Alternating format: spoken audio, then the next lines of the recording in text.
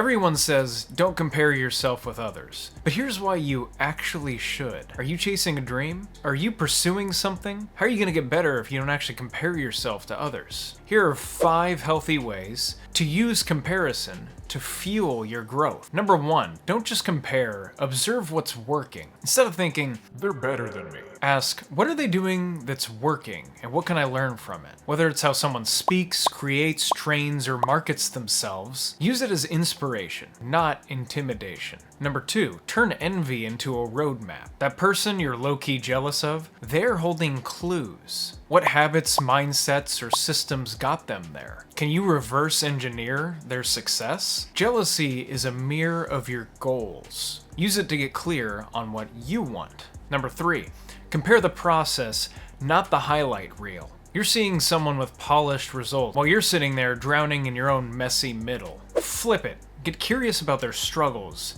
not just their wins. Ask yourself these questions.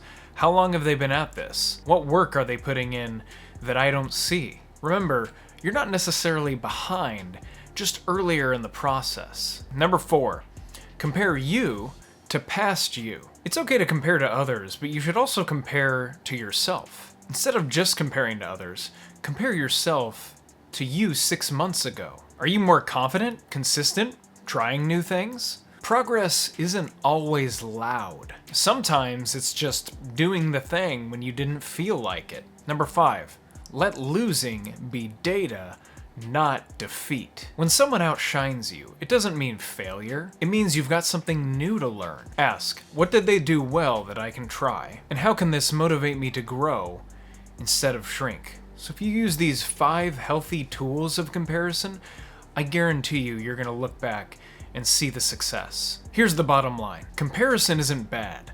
Mindless comparison is. If you use it with curiosity and purpose, it can become your shortcut to growth. So let's talk about week 10 in my journey to become a stand-up comedian in just 1 year. The reason I talked about comparison today is I felt like I was the second worst comic at this mic. There was only one other. I was like, maybe a little better than them.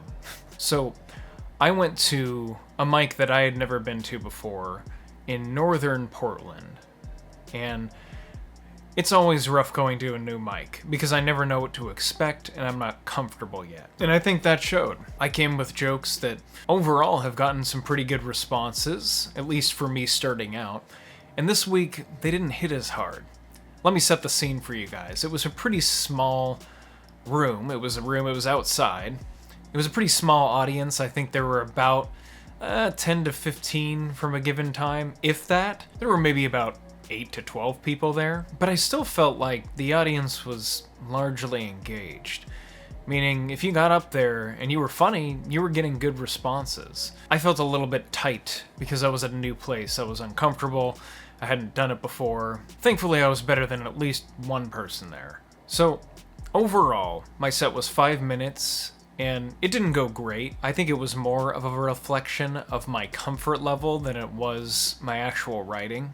I still got a few responses. They were pretty light responses, but I felt like I got a little distracted by the environment. There was a point in my set where I even stepped away from my material and tried to kind of be present and comment on what was going on in the room.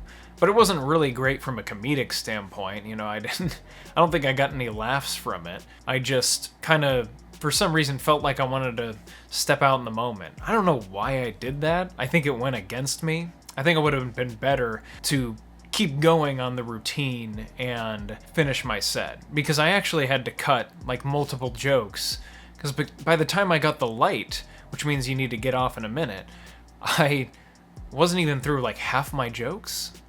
So I tried to end on my strongest one, and even that didn't hit that hard, probably because the poor momentum that I carried leading up until that moment. And when I show you guys the example of the jokes that worked and didn't work, it might be relative, right? It might be worked better than the other ones. It may not necessarily be the most polished version of that joke, or one that is actually a material that I'm going to keep. I did my set here about working with at-risk youth, and I rewrote these jokes and tried them at this mic. So here's an example of a joke that worked. Probably the worst restraint though, was with the biggest kid there. He was 6 foot and over 200 pounds.